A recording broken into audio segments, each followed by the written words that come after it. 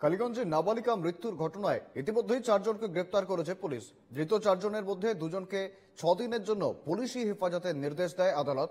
পরবর্তী তদন্ত ওই 2 জনের কাছ থেকে আরও কিছু তথ্য পাওয়া যেতে পারে বলে জানালো অ্যাডিশনাল এসপি রুরাল উত্তম ঘোষ। আগামী 1 থেকে 2 দিনের মধ্যে তদন্তে ঘটনাস্থলে ফরেনসিক দলও আসবে বলেও জানান তিনি। দুজনকে আমরা সেখানে 6 দিনের জন্য পুলিশ রিমান্ডে নিয়ে এসেছি, কালু এবং মানোয়ার শেখ।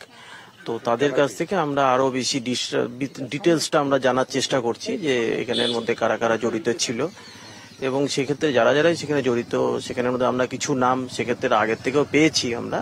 তো আমাদের ইনভেস্টিগেশনের মধ্যে ডিউরিং, তো সেটার জন্য আমরা তাদের এগেনস্টে আমরা চেষ্টা চালাচ্ছি তাদেরকে ধরার। বাকি দুজনের ক্ষেত্রে হ্যাঁ, এখন পর্যন্ত টোটাল অ্যারেস্টের সংখ্যা 4 আছে, এবং এটার জন্য আমরা বললাম প্রথমে যে আমরা এই 4 জনের মধ্যে 2 জনকে আমরা প্রিলিমিনারি ইনভেস্টিগেশন অনুযায়ী আমরা মনে করেছি যে ওদের কাছ থেকে আরো কিছু ডিটেলস আমরা পেতে পারি।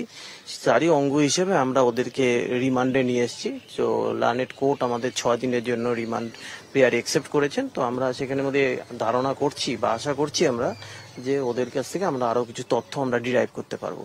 ফুলি হয়তো কালকের বা তারপরের দিনের মধ্যে হয়তো ফরেনসিক টিম চলে আসবে। আমরা এটাকে চেষ্টাও করছি আমরা স্পেশাল কেস হিসেবে ট্রিট করে যাতে এটাকে কনভিকশনে আমরা নিয়ে যেতে পারি।